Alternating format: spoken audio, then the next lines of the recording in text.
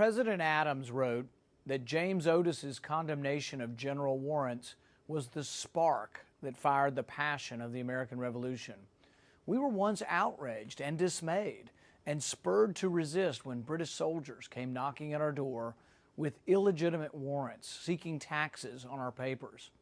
Today, your government responds that there is no expectation of privacy once you consign your records to a third party.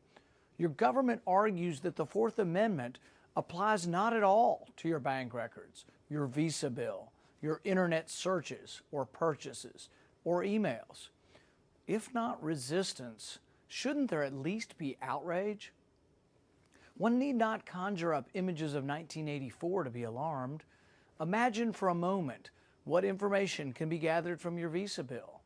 Whether you gamble, whether you smoke, whether you drink and how much, what magazines or books you read, whether you see a psychiatrist or not, what medicines you take.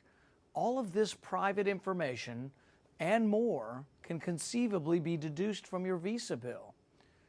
Are we so afraid of terrorists that we are willing to give up the very freedoms that separate us from them? Recently, a group of senators sympathetic to the surveillance state emerged from the White House and proclaimed that no Americans were being spied upon.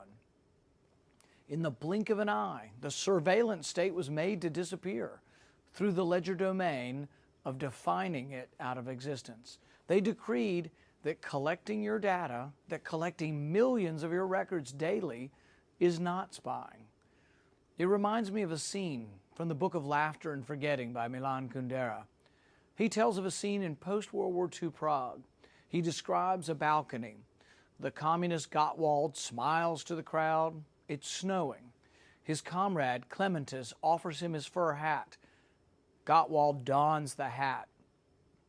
Later, Clementus is purged and hanged. Photos of the famous occasion are airbrushed to remove the image of Clementus. As Kundera puts it, nothing remains of Clementus but the fur hat on Gottwald's head. Kundera captures the heart of the debate. The struggle of man against power is the struggle of memory against forgetting. The struggle against power is not only against forgetting, but against allowing the state to define away its usurpations. Will we allow defenders of the surveillance state to airbrush history and define away the notion of spying?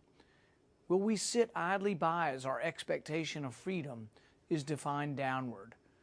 Will we be sunshine patriots, or will we stand up like free men and women and say, enough is enough. We want our freedoms back.